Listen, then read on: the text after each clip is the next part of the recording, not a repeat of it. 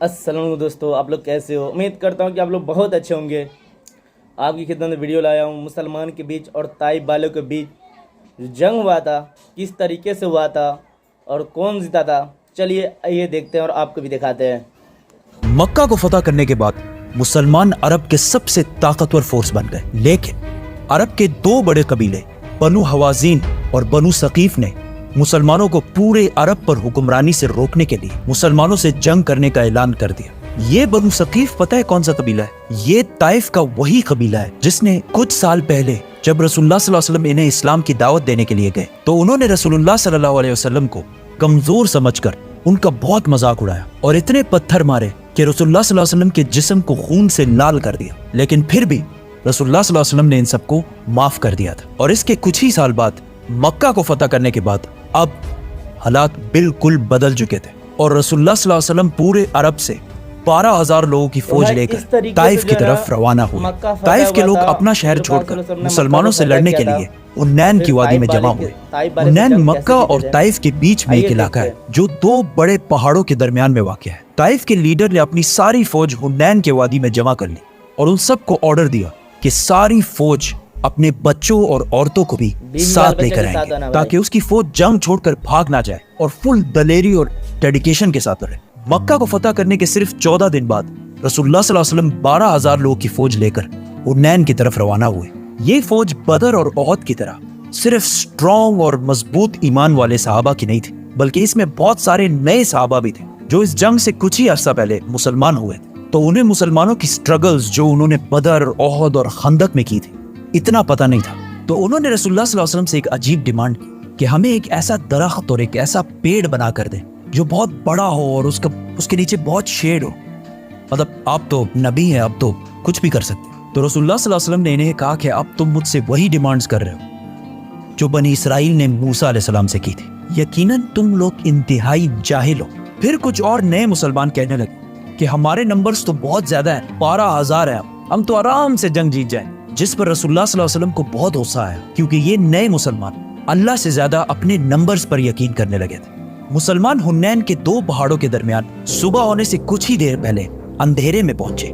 جیسے ہی مسلمان اسے کراس کرنے لگے تو پہاڑوں سے بہت سارے تیر اور پتھر برسنے لگے اور اتنے پریسائز طریقے سے کہ کچھ ہی دیر میں بہت سارے صحابہ شہید ہونے لگے اور ان سب سے بچنے کا کوئی طریقہ بھی نہیں تھا۔ تو مسلمان وہاں سے واپس مکہ کی طرف بھاگنے لگے۔ یہ دیکھ کر دشمن کی مین فوج نے مسلمانوں پر فل فلیج حملہ کر دی اور مسلمانوں کی آلموسٹ پوری فوج 12,000 لوگ جنگ چھوڑ کر بھاگنے لگے۔ ایسا لگ رہا تھا کہ مسلمان کلیئرلی یہ جنگ ہار چکے۔ طائف والے بہت خوشی اور جوش کے ساتھ بہت تیزی سے آگے بڑھنے لگے کیونکہ انہوں نے دیکھا کہ ساری فوج بھاگ رہی ہے، لیکن جیسے ہی ڈسٹ تھوڑی کلیئر ہوئی انہوں نے دیکھا کہ رسول اللہ صلی اللہ علیہ وسلم اپنے کچھ ساتھیوں کے ساتھ ایک قدم بھی پیچھے نہیں ہٹ رہے، تو وہ سارے سیدھا رسول اللہ صلی اللہ علیہ وسلم کی طرف بڑھے۔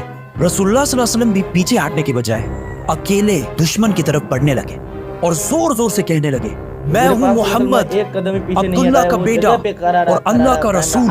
اس پر رسول اللہ صلی اللہ علیہ وسلم کے چچا عباس رضی اللہ تعالیٰ عنہ نے رسول اللہ صلی اللہ علیہ وسلم کے اونٹ کو زبردستی روکنے کی کوشش کی، تو رسول اللہ صلی اللہ علیہ وسلم اپنے اونٹ سے نیچے اترے اور دوبارہ دشمن کی طرف بڑھنے لگے۔ یہ دیکھ کر حضرت عباس رضی اللہ تعالیٰ عنہ زور زور سے اپنی فوج کو بلانے لگے کہ کہاں جا رہے ہو اللہ کے رسول کو چھوڑ کر، جس پر آہستہ آہستہ پوری فوج کو احساس ہونے لگا کہ اگر آج انہوں نے یہ جنگ چھوڑ دی تو رسول اللہ صلی اللہ علیہ وسلم کی جان کو بھی خطرہ ہو سکتا، کیونکہ رسول اللہ صلی اللہ علیہ وسلم جنگ سے ایک قدم بھی پیچھے نہیں ہٹا رہے۔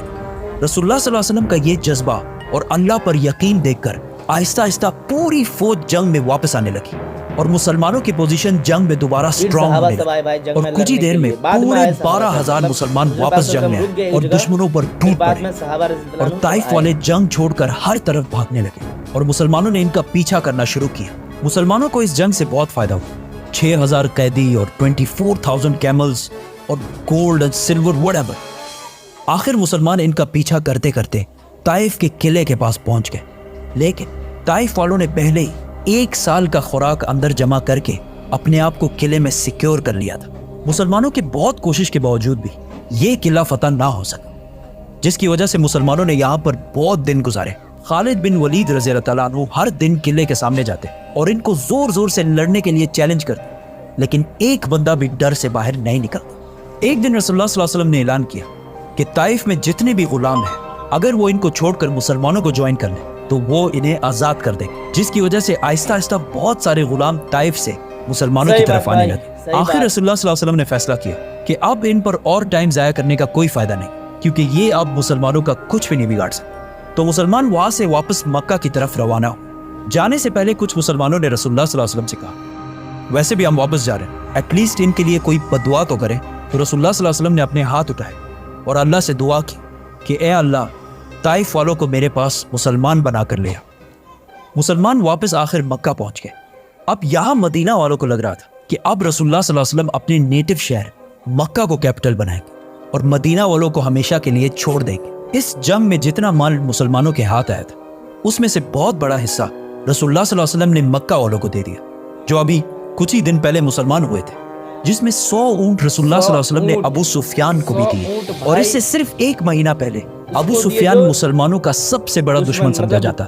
जब उन्हें 100 ऊंट मिले तो उन्होंने कहा, या रसूलल्लाह, मेरा बेटा यजीद। तो रसूलुल्लाह सल्लल्लाहु अलैहि वसल्लम ने उन्हें भी 100 ऊंट। तो उन्होंने कहा, या रसूलल्लाह, मेरा बेटा मुआविया। तो उन्हें भी 100 ऊंट दिए गए, जिस पर मदीना वालों को ये बात बहुत अजीब। और उनमें से एक ने ये तक कहा कि हमारी तलवारों से इन मक्का वालों का खून अभी तक टपक रहा है और यहाँ सारा माल इन्हीं को दिया जा रहा है। और एक और शख्स ने कहा कि हो सकता है ये रसूलुल्लाह सल्लल्लाहु अलैहि वसल्लम के अपने हैं, इसीलिए इनको इतना कुछ दिया जा रहा है। जब रसूलुल्लाह सल्लल्लाहु अलैहि वसल्लम को इन सब बातों का पता चला तो उन्होंने मदीना के सारे अंसार को एक जगह जमा किया और उन्हें कहा कि क्या तुम लोग गुमराह नहीं थे और मेरी वजह से अल्लाह ने तुम लोगों को सीधे रास्ते पर लगाया? क्या तुम लोग गरीब नहीं थे और अल्लाह ने तुम्हें बहुत सारा माल दिया और तुम सारे तो आपस में लड़ते रहते और अल्लाह ने तुम्हें यूनाइटेड और एक बना दिया? उन्होंने कहा, ये सब बिल्कुल सच है। तो रसूलुल्लाह सल्लल्लाहु अलैहि वसल्लम ने इन सब से कहा कि अब ये सारी बातें तुम मुझे भी कहो कि जब आपके अपने लोगों ने आपको रिजेक्ट किया तो हमने आपकी मदद की, जब आपको पूरे अरब में कोई पनाह नहीं दे रहा तो हमने आपको पनाह दी, और जब आप गरीब और कमजोर थे तो सिर्फ हम आपके साथ खड़े थे।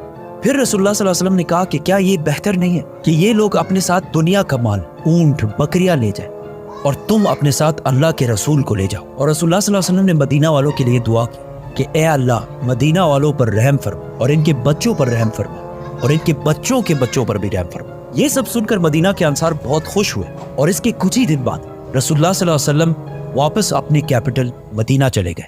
और ये बहुत बड़ी बात थी, क्योंकि अगर मदीना के अंसार सिर्फ ऊंटों और बकरियों की डिमांड करते और रसूलुल्लाह सल्लल्लाहु अलैहि वसल्लम मदीना को छोड़कर मक्का में आबाद हो जाते तो आज तक जितने भी लोग हज करने जाते हैं वो सिर्फ मक्का ही विजिट करते, क्योंकि काबा और रोज़ा रसूल दोनों मक्का में होते, तो मदीना जाने की कोई जरूरत नहीं होती।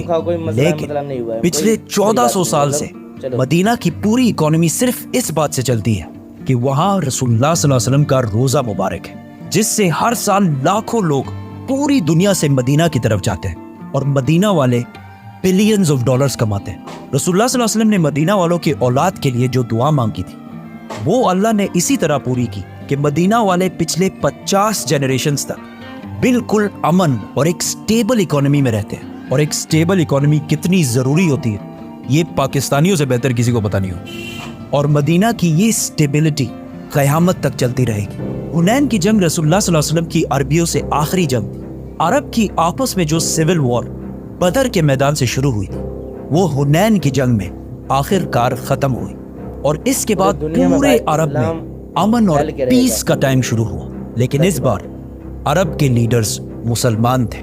ताइफ के लोगों ने देखा कि जब साइड साइड में सारे कबीले मुसलमान हो रहे हैं तो वो भी खुद ही विदाउट एनी फाइट रसूलुल्लाह सल्लल्लाहु अलैहि वसल्लम के पास आकर मुसलमान हो गए। रसूलुल्लाह सल्लल्लाहु अलैहि वसल्लम ने खुद एक बार कहा कि ताइफ का दिन उनकी जिंदगी का सबसे मुश्किल तरीन दिन था। लेकिन रसूलुल्लाह सल्लल्लाहु अलैहि वसल्लम ताइफ गए क्यों थे? ये मुसलमानों की तारीख की सबसे बड़े दिन की कहानी है, हिजरत। सब्सक्राइब भाई, अगर मेरा वीडियो आपको पसंद आया तो मेरे वीडियो को लाइक करो, चैनल को सब्सक्राइब करो भाई, सपोर्ट करो भाई। सब्सक्राइब तो यार कर ही लो भाई।